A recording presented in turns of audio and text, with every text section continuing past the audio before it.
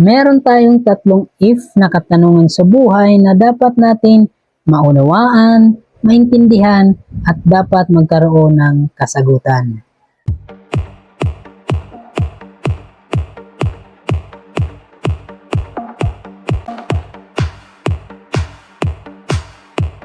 Hi, I'm Joseph Remolado, isa akong financial educator ng International Marketing Group. Sagutin natin yung tatlong if sa buhay ng tao. What if you die too soon? Ikaw yung breadwinner. Ikaw yung nagbibigay pag-asa sa mga kapatid mo, sa magulang mo, lalo na kung meron kang pamilya, may anak ka. Paano magiging buhay nila? Dapat, mabigyan mo sila ng proteksyon. Mabigyan mo sila ng pag-asa, magbigyan mo sila ng hope na magtuloy-tuloy pa ang buhay nila. Dapat bigyan mo sila ng income protection. Ito yung tinatawag na life insurance. Dahil ang life insurance, ito yung pamalit mo sa pera o sa income mong nawala. Kahit wala ka na, kung meron kang life insurance na maiiwan mo sa mahal mo sa buhay at sa pamilya mo, kakaroon sila ng sustainable life. Magtuloy-tuloy ang buhay nila. Hindi sila titigil. Number 2, what if you got sick? Paano na lang kung binigyan ka ni Lord ng karamdaman? Dahil hindi naman natin hawak ang buhay natin, si Lord lang ang nakakaalam.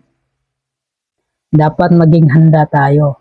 Dapat magkaroon ka ng proteksyon sa sarili. Dapat lagi tayong handa.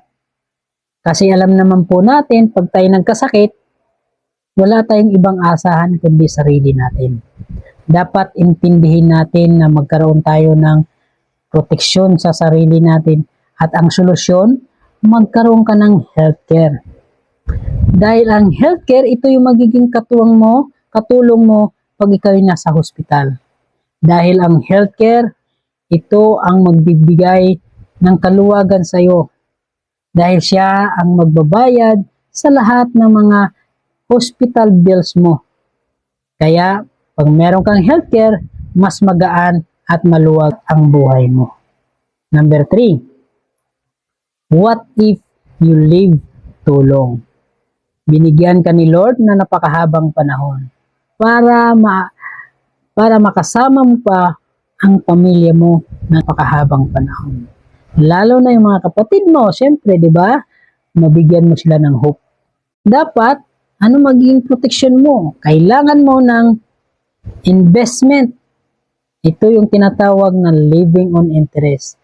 Dahil ang investment, ito yung pera ang nagtatrabaho para sa'yo. Tayo matanda na, hindi na tayo magkakaroon ng active income. Siyempre, nandun na rin yung lumalabas yung karamdaman natin, yung mga sakit-sakit natin. So, dapat, meron ka rin proteksyon sa sarili mo. Dapat, meron kang long-term health care. Dahil ang long-term health care, ito ang magiging gabay mo, kaagapay mo pag ikaw ay matanda na.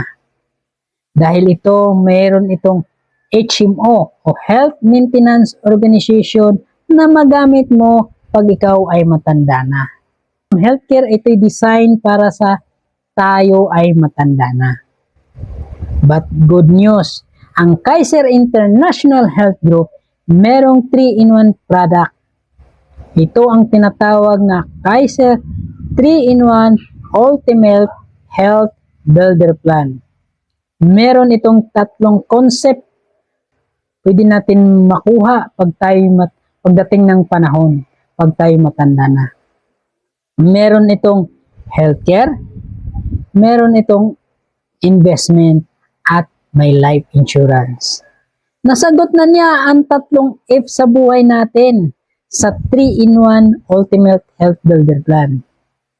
Yung tatlong if na nagwo-worry tayo kung saan natin kukunin, kung saan tayo magkukuha, isang product lang na meron ang Kaiser.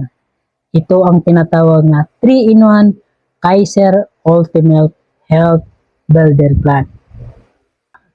Gusto mo pang malaman ang ibang mga detalye sa Kaiser Ultimate Health Builder Plan? Mag-message ka sa video ito.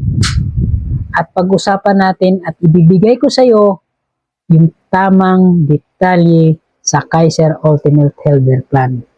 Dahil alam naman po natin, mahal ang magkasakit. Mahal po magkaroon ng karamdaman. Kung sino yung mga taong nagbigay sa iyo sa video ito, kausapin nyo para mag-guide kayo at mabigyan kayo ng tamang detalye. Message ka at pag-usapan natin.